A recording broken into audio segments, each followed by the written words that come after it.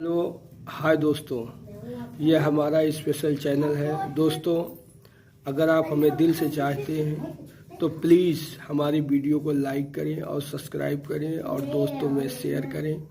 और हाँ, bell icon के बटन को दबाना ना भूलें ताकि जब भी हम कोई नई वीडियो अपलोड करें सबसे पहले आप तक पहुँचे। धन्यवाद।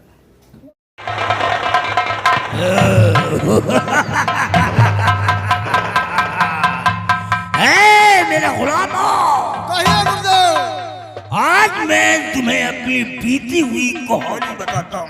कौन है गुरुदेव? ये बहुत पहले की बात है, जब मैं इसी नगर का एक जमींदार था। मेरे पास एक बेटा था। गलती से मेरे बेटे ने एक लड़की को छेड़ दिया था कौन है गुरुदेव? और उस छेड़ने के जुर्म में यहाँ का सम्राट सूर्य प्रताप सिंह मेरे बेटे को फांसी की सजा दे दिया। बेटे की मौत के बाद मैं तो अपनी जिंदगी से हार ही गया था और पुत्र शोक में मेरी पुत्री ने भी अपना दम तोड़ दिया। दम तोड़ दिया। मैं इधर उधर भटक रहा था और समझ में नहीं आ रहा था कि मैं क्या करूं। एक मार्ग नजर आया मेरे को। कौन सा उपाय? मैं गुरु के शरण में पहुंच गया और वहां जाकर के मैंने तांत्रिक का ज्ञान अमल किया और एक बहुत बड़ा जादूगर बन गया। जादूगर बन गए। इत्तेफाक की बात है कौन सी बात है? कि मेरे गुरु जी की भी मौत हो चुकी है। गुरु जी की मौत हो गई। आज तक मैं जिस प्रतिशोध में जल रहा हूं, जिस बदले की भावना में जल रहा हूं, मैं तुम्हें बताता हूं। क्यों नहीं गुरु?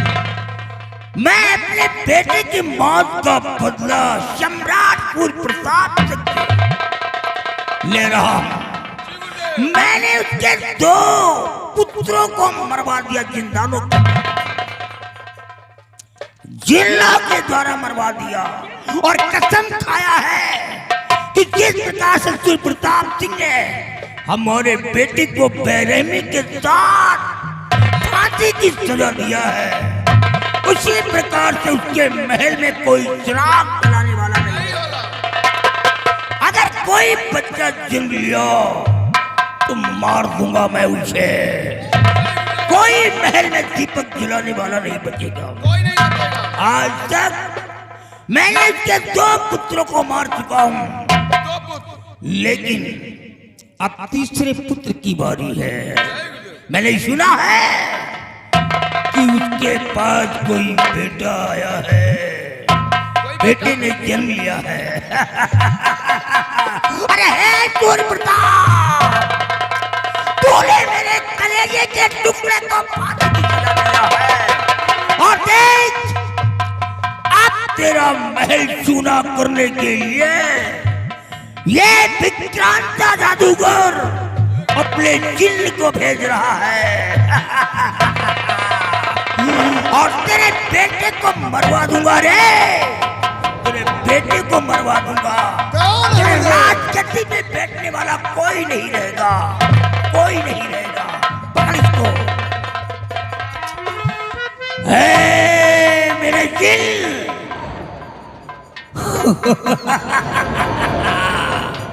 शीघ्र प्रकट हो जा, शीघ्र प्रकट हो जा।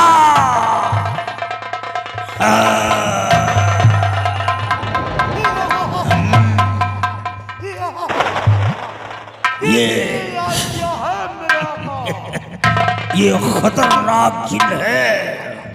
ये वायु के समान आकाश में उड़ता है और पलक झपकते ही जहां पहुंचना चाहता है पहुंच जाता है। इसी के द्वारा मैंने सम्राट के 2 बेटों को मरवाया है। सुनो, तुम जाओ, महाराज के महल में एक नन्हा सा कुंवर आया है। महारानी की गोद में है और जा करके खत्म कर दो साले को, खत्म कर दो और मार करके तुम मेरे भाई जाओ। जाओ मेरे जिन, हम तुम्हें आदेश देते हैं, खत्म कर दो साले को। आपके आदेशानुसार उस बच्चे को मारकर तत्काल फिर आपके समक्ष आऊंगा, क्योंकि छठी का दिन आज ही है।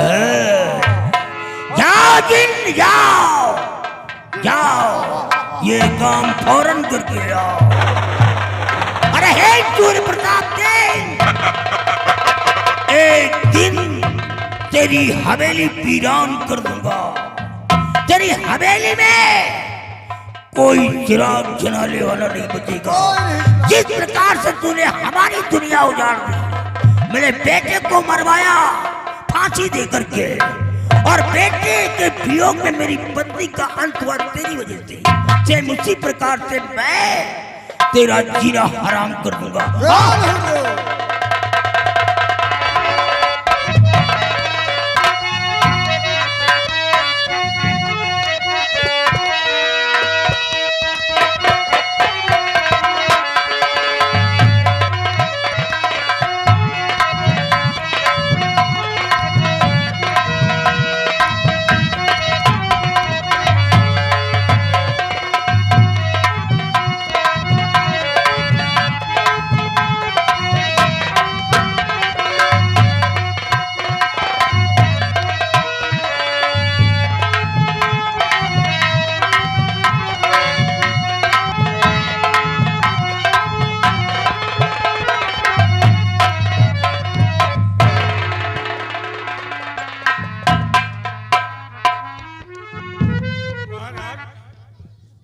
आप किस गम में गमगीन हैं, उदास बैठे हुए हैं राजन?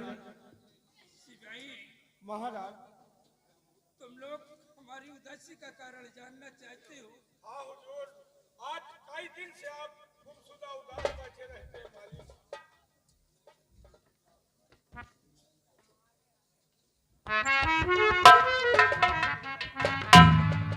सिवाई, मैं क्या कहूं और क्या न कहूं, कुछ मुझसे कहा नहीं जाता, क्योंकि हमारी जिंदगी में जो कुछ गुजर रहे हैं वो सब तुम लोगों को मालूम है। हाँ महाराज। लेकिन मंत्री ब्रजराज सिंह वो किधर है? आते होंगे, रियासत की तरफ गए हैं मालिक।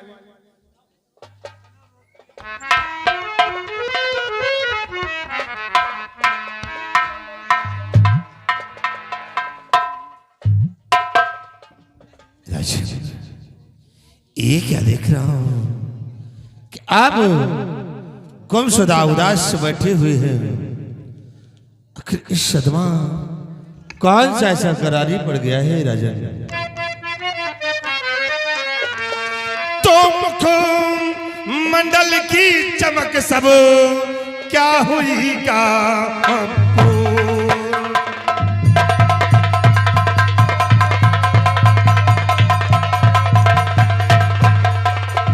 मुखमंडल की चमक संग क्या हुई कापूर, और तो तिरसे आए नजर नहीं सदमा कोई जरूर।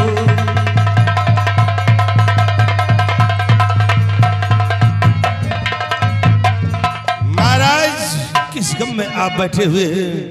इस उदासी का कारण ये ब्रजराज सिंह जानना चाहता है कि आप हर वक्त क्यों ये मुरझाया हुआ चेहरा और उदासी का कारण क्या है राजन?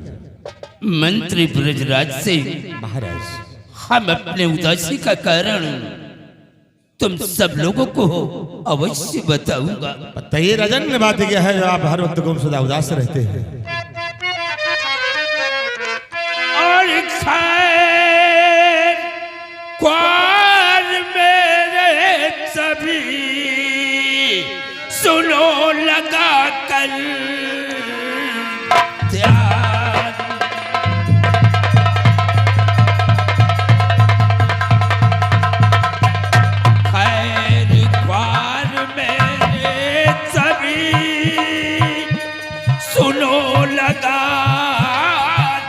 ध्यान और कल 9 महीना शोक में भाई बन जाएगा संसार।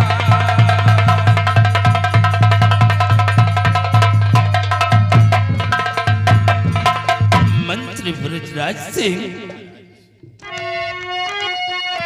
तो कल जन्मदिन छठी कुंवर का पड़े, बस यही दिल में मेरे छाई फिकर, मृत्यु होगा ये कल भाई तीसरे पुत्र का, अगर कोई जिंदे है दाता ये मुझ पर कहे।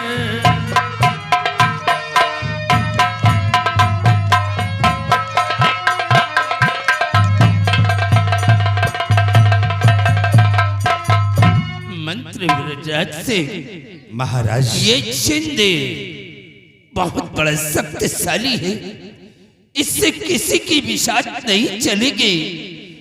मुझे अफसोस है कि कल हमारे बेटे का यानी छठी पड़ रहा है, और जैसे तुम्हें मालूम है कि हमारे आज से तीसरा पुत्र है, और वो जिन महारानी के कमरे से बाहर निकलते ही हमारे पुत्र को मार देगा। बस यही गम और यही मुझे सदमा है। महाराज बस इसी फिक्र में आप सोच में पड़े रहते हैं। महाराज ये धरती वीरों से खाली नहीं है, और जिंद भी कोई तब शक्तिशाली नहीं है कि कोई उसका सामना न कर सके। महारानी जी ने आपको एक लेटर दिया है। क्या लेटर? मंत्री ब्रजराज सिंह देखो इसमें लिखा क्या है।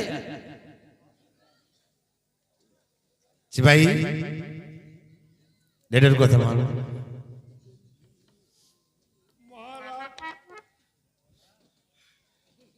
पढ़िए इसे, क्या लिखा हुआ है इसे? पढ़े क्या महाराज, वही फिर दुख भरी कहानी लिखी हुई है महाराज। जिस तरह वो दानव आपके 2 बच्चों को खा गया है, और महारानी जी ने यही लिखा है कि अगर तीसरे बच्चे को कुछ हुआ तो मैं उस बच्चे के वियोग में अपनी जान दे दूंगी महाराज। महारानी जी ने कहा कि जाकर लेटर दे देना, महाराज को बता देना कि अगर हमारे इस बच्चे को कुछ हुआ तो मैं अपनी जान दे दूंगी। सिपाही वो मंत्री ब्रजराज सिंह बस इसी बात का मुझे गम है कि मैं क्या करूं और क्या न करूं। राजा आप फिक्र मत करिए, इसके लिए हम लोग भरपूर प्रयास करेंगे और उस जिंद से बच्चे को बचाने की कोशिश जरूर करेंगे। राजा महाराज एक काम कीजिए, कौन सा?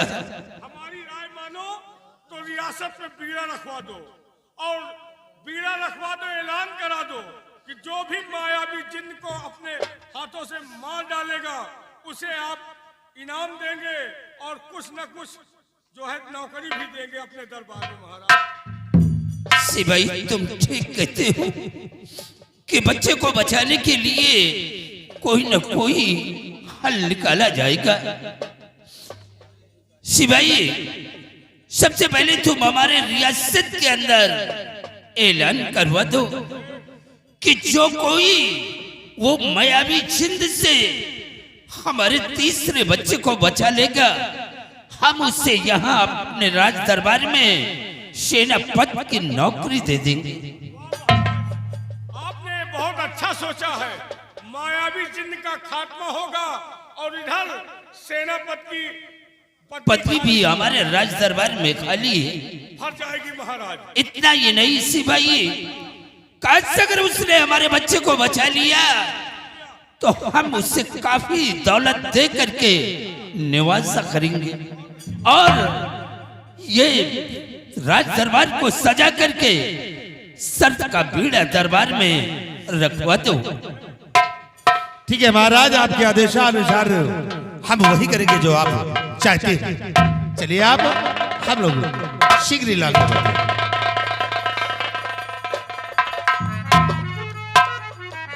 सिपाही, जैसा महाराज ने कहा कि वैसा ही तुम जाकर रियासत के अंदर ऐलान कर